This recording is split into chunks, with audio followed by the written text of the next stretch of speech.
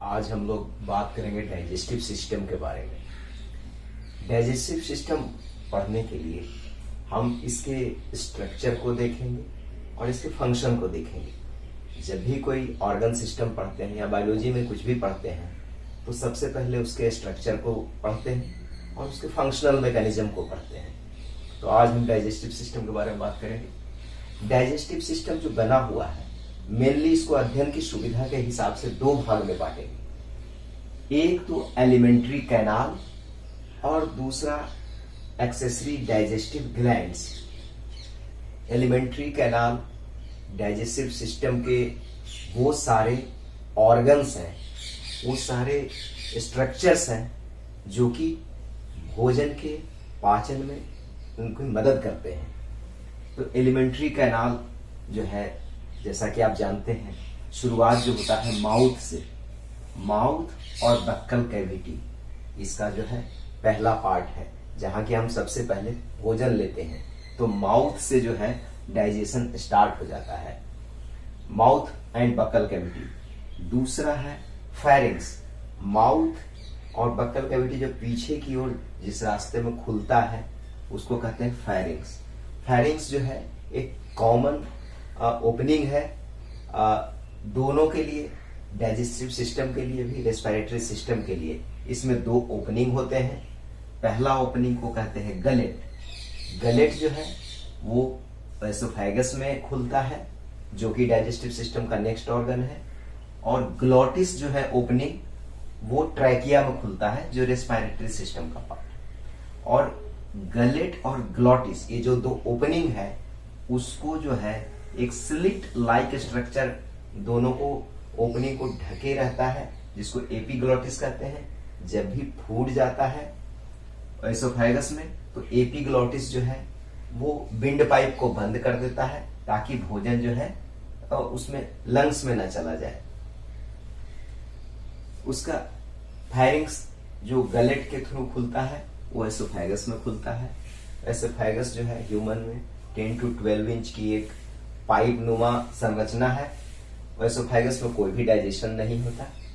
यहाँ पे जो है ये सिर्फ फूड का आराम से जो है फूड पहुंचे स्टमक तक, ये कंडक्शन करता है भोजन का स्टमक तक। इसकी ओपनिंग जो है स्टमक में होती है।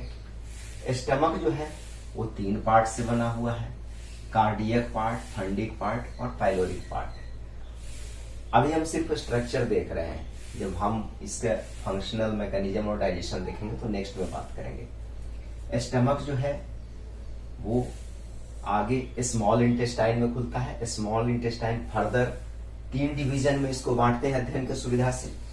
यू शेप जो पहला स्ट्रक्चर है स्मॉल इंटेस्टाइन का जिसमें स्टमक खुलता है उसको कहते हैं ड्यूडेनम। स्मॉल इंटेस्टाइन को 3 पार्ट में बांटा गया है। ड्यूडेनम पहला पार्ट, दूसरा जेजिनम, तीसरा इलियम। इलियम जो है ये स्मॉल इंटेस्टाइन का लास्ट पार्ट है जहां most of the digestion complete होता है। जेजिनम जो है ये इसकी लंबाई ज्यादा होती है, इसमें फूड स्प्रेड होता है। और ड्यूडेनम जो है यहाँ पे भी कुछ डाइजेशन होते हैं। उसके बाद है लार्ज इंटेस्टाइन। स्मॉल इंटेस्टाइन जो है लार्ज इंटेस्टाइन में खुलता है। तो लार्ज इंटेस्टाइन को फर्दर 3 भाग में बांटते हैं, सीकम, कोलन, रेक्टम। सीकम जो है ये मोस्टली जो है हार्बीवोरस एनिमल में ज्यादा डेवलप होता है जहाँ की डाइजेशन होते हैं, लेकिन ह्यूमन में जो है ये इल डेवलप्ड होता है। एक उंगली नुमा संरचना में खुलता है जिसको कहते हैं वर्मीफॉर्म अपेंडिक्स। वर्मीफॉर्म अपेंडिक्स जो है वो अपेंडिक्स जो है वेस्टिजियल ऑर्गन बोलते हैं उसको ह्यूमन के केस में। उसमें कोई भी डाइजेशन नहीं होता। कभी कभार गलती से उसमें फूड चला जाए तो वहां पे चूंकि वो टर्मिनल एंड है तो वहां पे इन्फेक्शन होके कभी कभी काफी प्रॉब्लम हो जाती है, पेट दर्द होता है और कहीं अपेंडिक्स फट जाए तो उससे मृत्यु भी हो सकती है।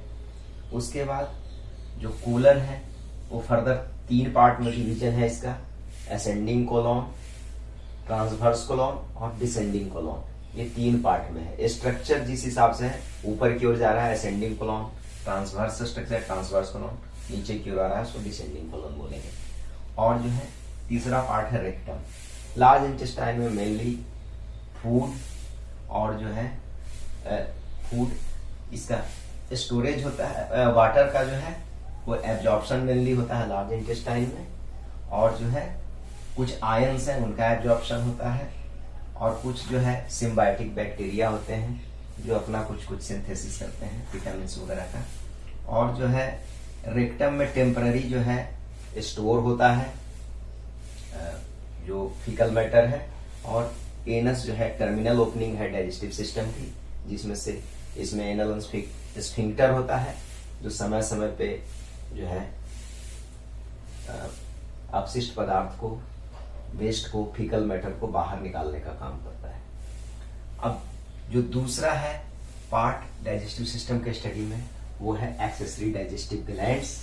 एक्सेसरी डाइजेस्टिव ग्लैंड्स में पहला ग्लैंड है सैलिवरी ग्लैंड। सैलिवरी ग्लैंड ये 3 पेयर होते हैं, जो 3 पेयर में है पहला है पैरोटिड सैलिवरी ग्लैंड जो सबसे लार्जेस्ट सैलिवरी ग्लैंड है, दूसरा है सबलिंगुअल सैलिवरी ग्लैंड, और तीसरा है सबमैंडिबुलर सैलिवरी ग्लैंड। हम अभी डिटेल में पढ़ेंगे। उसके बाद गैस्ट्रिक ग्लैंड। गैस्ट्रिक ग्लैंड जो स्टमक में जो है कुछ ग्लैंड्स हैं जो कुछ सिक्रीशन करते हैं एंजाइम का, हार्मोन का, जिससे कि डाइजेशन में सुविधा होती है। अगला जो है लीवर और गॉल ब्लैडर है, इससे भी होते हैं, बाइल निकलते हैं जो हेल्प करते हैं डाइजेशन में।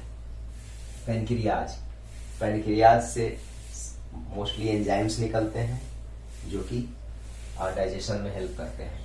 और इंटेस्टिनल ग्लैंड्स, इससे भी एंजाइम्स निकलते हैं। अभी इन डिटेल सबका हम पढ़ेंगे जो कि डाइजेशन में हेल्प करता है। जो है लीवर और गॉल ब्लैडर से जो है बाइल निकलता है, कोई भी एंजाइम नहीं निकलता, बाइल निकलता है जो फैट के डाइजेशन में हेल्प करता है। अभी हम इन डिटेल सबकी स्टडी करेंगे, तो एक एक करके सबकी स्टडी इन डिटेल करेंगे नेक्स्ट वीडियो में।